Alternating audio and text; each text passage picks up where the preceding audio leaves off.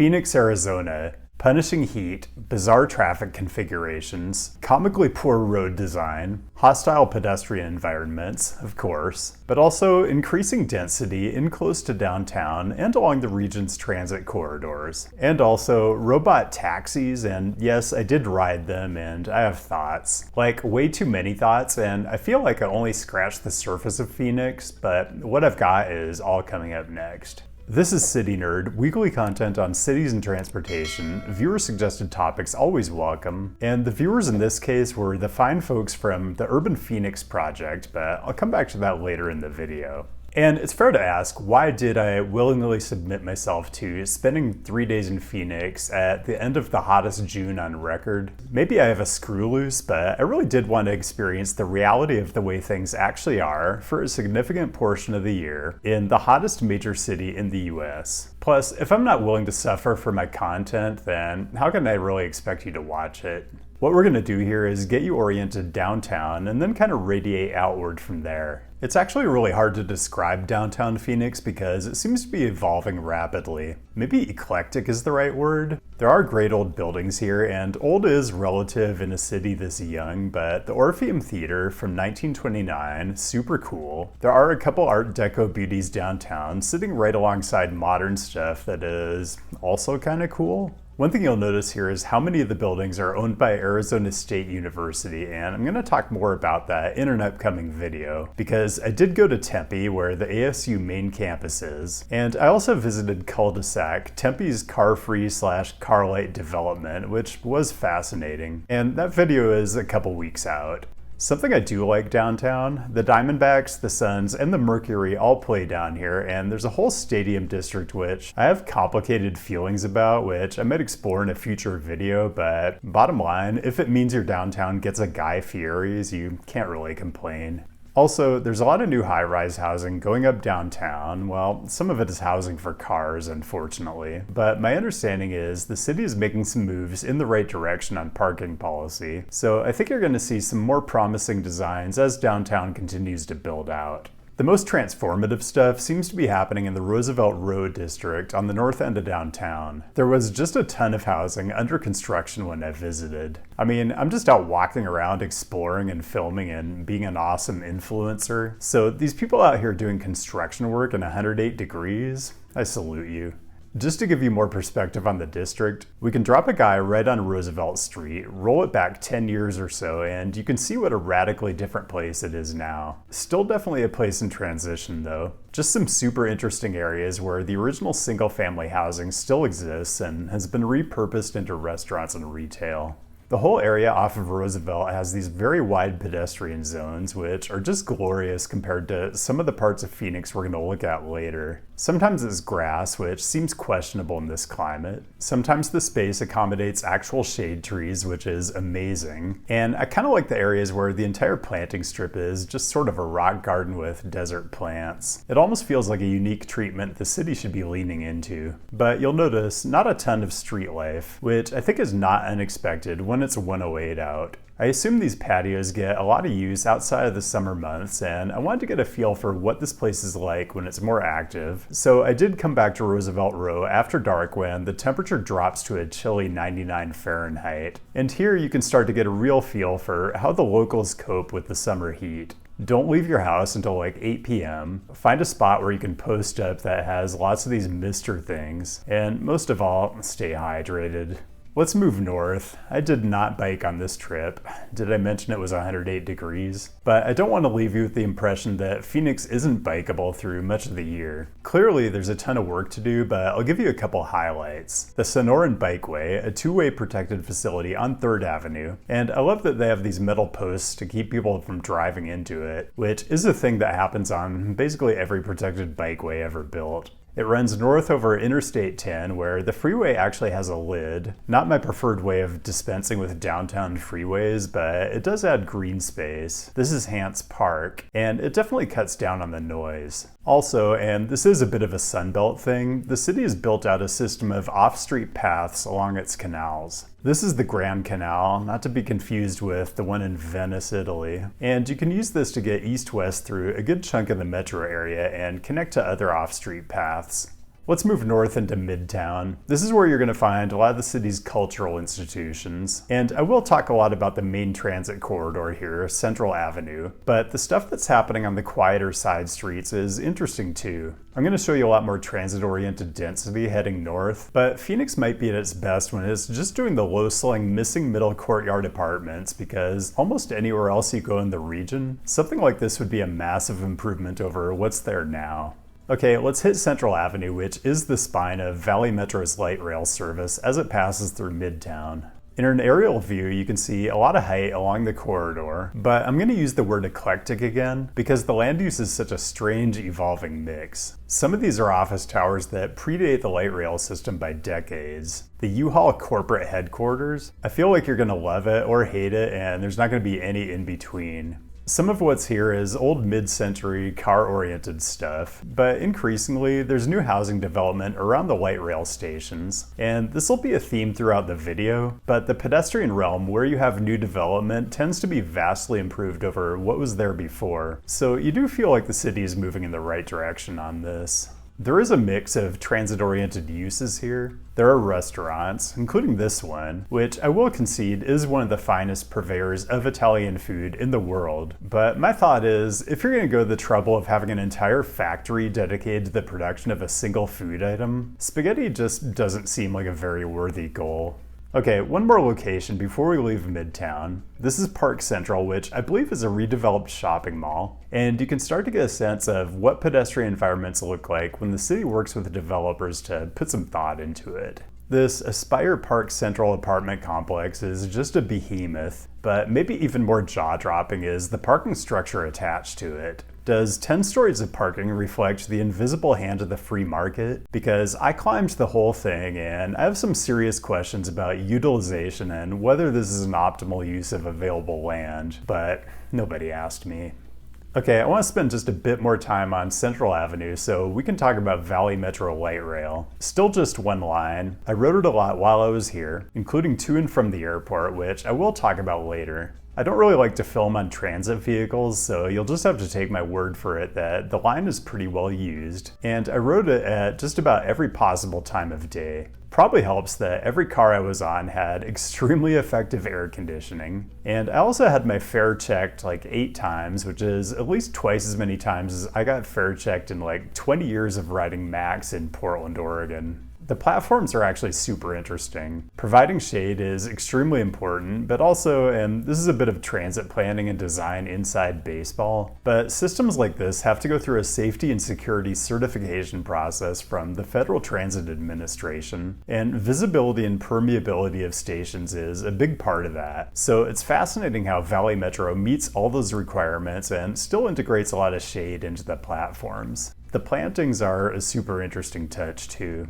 Okay, a lot of what we've talked about to this point is just kind of normal mid to large size US city stuff. And unfortunately, what we need to talk about now is the fact that this city has some of the worst streets I've ever seen in an economically advanced nation. Specifically, I'm talking about the 7s, or the 7th Street and 7th Avenue reverse traffic lanes. Now, if you live in a normal city, your numbered streets run east-west and your avenues run north-south. Notice though, I said normal city. In Phoenix, 7th Street and 7th Avenue run parallel north-south. Don't question it. We're going to start with 7th Street, essentially 7 streets east of Central Avenue. And the way these work is, the cross-section is asymmetrical. 2 lanes southbound and 3 lanes northbound with a center turn lane, which during peak times functions as a travel lane in the peak direction, so southbound from 6 to 9 a.m. and northbound from 4 to 6 p.m. Left turns are prohibited at most signalized intersections, but left turns are allowed at unsignalized streets and at driveways, which, as someone who did a lot of traffic engineering in my actual career, is absolutely insane stuff. Can I just say right off the bat, this is kind of a lot of instructions for people to try to figure out on the fly. I mean, we're talking about a population of drivers who apparently need to be reminded what the meaning of a traffic signal is. So at peak times, the center lane is supposed to be for through traffic, but several times while I was walking the two corridors, the lane came to a standstill because someone decided they wanted to take a left onto a minor street, and they either had to wait for oncoming traffic to pass or they had to wait for a pedestrian, namely me, to get done crossing the street so they could make their turn. Really just bonkers stuff. The locals call these suicide lanes, but really the suicidal part is probably just trying to walk out here at all. Because make no mistake, 7th Street is the literal definition of a strode. It's trying to behave like a highway, maxing out throughput by restricting turn movements at major intersections. And at the same time, it's trying to behave like a city street, providing left turn access to all the driveways on the whole corridor. The fact that there are freeways running parallel to the 7s on either side makes it all the more maddening. I kind of wanted to do a whole section here on strode indicator species, like enormous billboards for scorpion exterminators, and I wish I could tell you that was the most disturbing sign I saw on 7th Street. By the way, posted speed of 35 miles per hour. The only vehicle that's going 35 on this street is a robot taxi, and more on that later. You'll have noticed how unpleasant the pedestrian environment is, but the worst part is where 7th Street runs alongside the Phoenix Country Club, which is closed off from the street by a maximum security prison-grade fence that comes right up to the edge of the sidewalk. You can't see into the country club at all, so I peeped the website to see what it looks like inside. Super nice, but I don't think a single person in this splash page video ever walks on 7th Street. Just a hunch. And I'm not sure what the country club charges for dues or what the HOA fees are for people who live on the other side of the fence, but it apparently isn't enough to be able to hire someone to prune back all the trees and bushes. This is like a 6-foot curb-tight sidewalk, but with all the overgrown vegetation, I think the effective width is more like 6 inches. You know, it's easy to say, what do you expect? You're walking on a strode. But that's kind of the point. There are tons of destinations along 7th Street, and a lot of adjoining neighborhoods. Is it really that much to ask that you have a space where you can walk that doesn't put you at risk of getting struck by the side mirror of a passing car? It gets even worse if you actually want to cross the street. This bus stop at Weldon Avenue is a prime example. If you're a transit rider, then by definition, you have to cross the street at least once, either on your way to the bus stop or on your way back from the opposite direction bus stop. But there's no marked crosswalk for about a quarter mile in either direction. We aren't deep in the suburbs here, we're like 2 miles from downtown Phoenix. Super ironic that the bus shelter not only has an injury attorney advertisement on it, but is directly across from the offices of another firm. The whole situation is just so backwards and perverse that I don't even know where to start with it. But 7th Street is absolutely littered with absurdities like this, because people do walk here. You know, I was sort of filming this industrious tennis player trying to cross 7th Street, which predictably wasn't going well. But I always feel weird about filming people in public without their consent, even if I'm really far away, so I just kept on walking. And as I was walking away, I hear behind me, "Excuse me?" And I'm like, oh, well now I'm busted. So I go, yeah. And they say, "Are you CityNerd?" I'm like, yeah.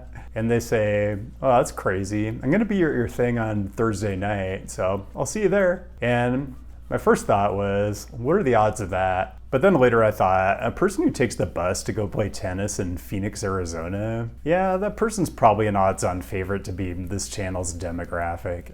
7th Avenue, on the opposite side of Central Avenue, really kind of a carbon copy. Exact same weird asymmetrical configuration, same rules. It's wild. It's like the whole idea behind this probably made sense at some point. When you look at pre-pandemic traffic data in any city, the volumes outbound from downtown in the PM are typically higher than inbound volumes in the AM because afternoon traffic tends to have a lot more discretionary trips added to the mix. But we're in a post-pandemic work-from-home world now. Commuting trends we took for granted for decades aren't what they used to be. So you wonder why the city insists on keeping this weird operation when this could just be a much more livable street. It's even more maddening when you find that there's a recent study out of ASU where they collected data on lane utilization and found that only like 3 to 8% of northbound traffic in the PM even bothers using the reverse lane. And why would you when the traffic looks like this? None of it makes any sense. It's the classic prioritizing the convenience of drivers who live further away over the needs of people who live right here in the community. It's just hostile. I've never seen signs that try to differentiate through pedestrians from local pedestrians. Like, that's just pure car brain. You do see improvements, like this hawk signal, and of course, the pedestrian realm is massively improved in the few places where there's new development, so maybe there are small steps in the right direction. They were in the middle of what I assume was just resurfacing the street and not literally decommissioning the reverse lane. And this was getting close to the PM peak hour, but I didn't observe the Carmageddon that you assume would happen if something as absurd as a reverse lane was actually needed. Okay, I need to pause because just remembering the experience of having to walk on these streets just makes me livid. But don't worry, there's more to talk about, and I haven't even gotten to robot taxis yet. Click the things if you're enjoying today's content and connect on the usual websites. Joining my Patreon is cool, but even cooler this week is supporting your local advocacy organizations. There is actually a vibrant community-led effort to get rid of the reverse lanes on the 7s. So if you live in the Phoenix area and you're in favor of streets that don't look like they were designed to promote eternal car dependency, there's a petition you can sign, elected officials to pester, write reasonable emails to, and other ways to help build the movement. Full disclosure, Phoenix is a very easy trip for me because I am living in the Southwest right now, but it also helps that I was bribed by a local advocacy group, the Urban Phoenix Project. And as part of the trip, I did an event at the Royale just off 7th Avenue. Outdoor event in triple-digit heat. The Phoenicians didn't even bat an eye. Anyway, the Urban Phoenix Project does great work, so if you want to support a more livable, less car-dependent Phoenix, consider becoming a member. I'll leave a link to that and a link to the End the Reverse Lanes project down in the description. Okay, one more hit on 7th Avenue. The Royale is in the Melrose district, which is kind of a burgeoning hipster area up towards Uptown. There's been some work put into making it a little more navigable on foot. The city is putting in more hawk signals like this one at Glen Rosa, but this area is kind of the poster child for the absurdity of trying to have both a roadway that's engineered for maximum throughput with access restrictions at the busiest times of day, and a thriving commercial district with the kinds of destinations where you should be able to park once if you have to drive at all, and just walk from place to place. Maybe when it isn't 108 degrees out. But the heat is pretty central to the city's identity, and people are adaptive.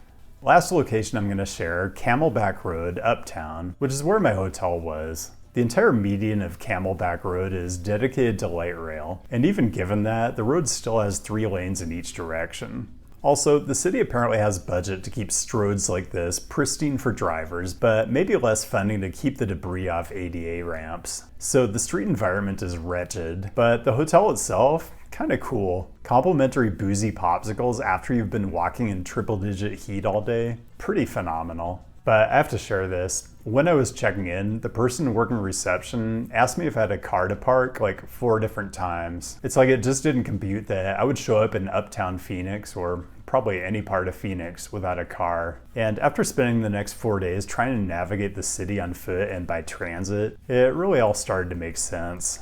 I do have to shout out this extremely cool indie bookstore that was right next door to the hotel, which had its own bar and attached restaurant. Check it out if you make it up that way.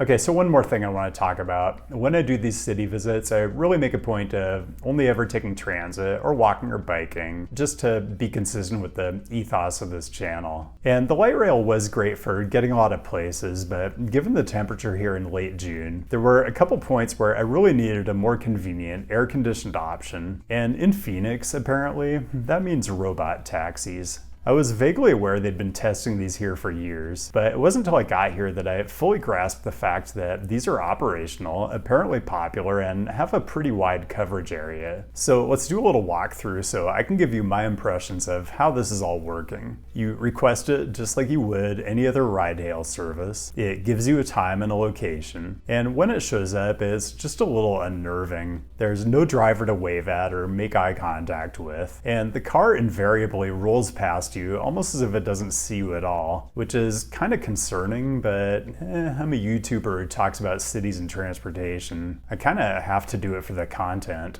Unlock with the app and get in, and the car will talk to you and play ambient music.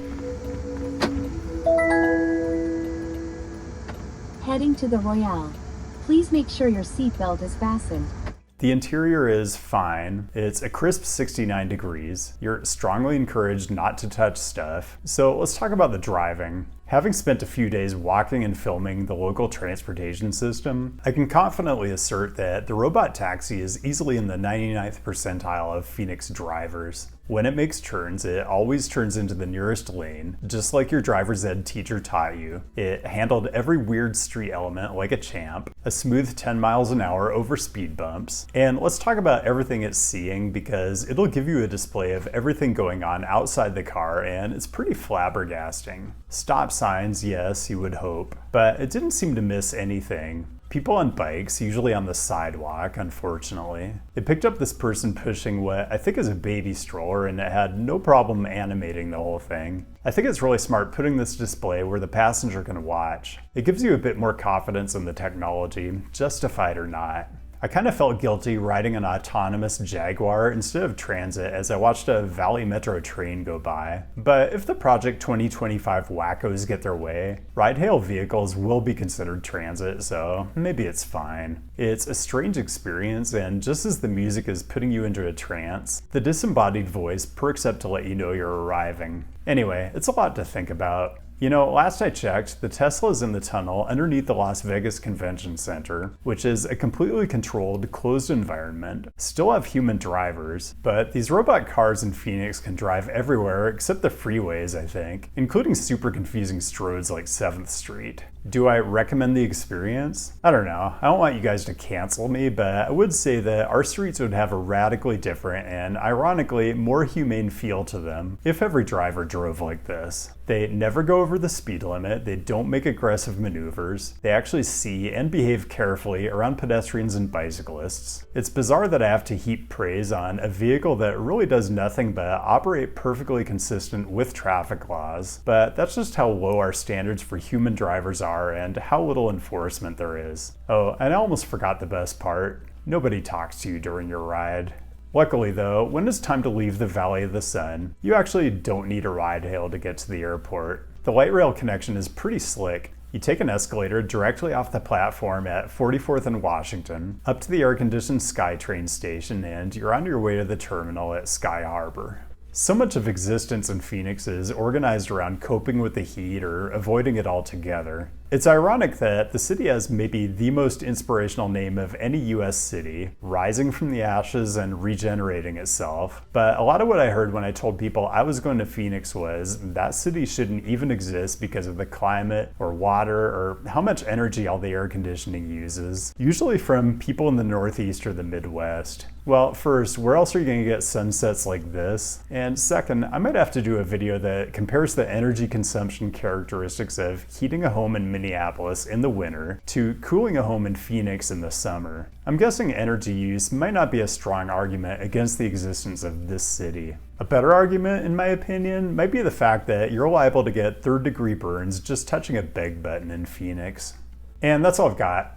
Thanks for joining today, and thanks as always to the patrons whose direct support not only lets me talk about what I want to talk about every week, but go the places I want to go. Next up, a Patreon-funded trip to Detroit in early September, and I am trying to get an event together, so maybe I'll see some of you out there. I will post updates on my usual platforms if you want to keep tabs on it. For now though, keep the great topic suggestions coming. I'll be back with a new episode next week, and I'll see you then.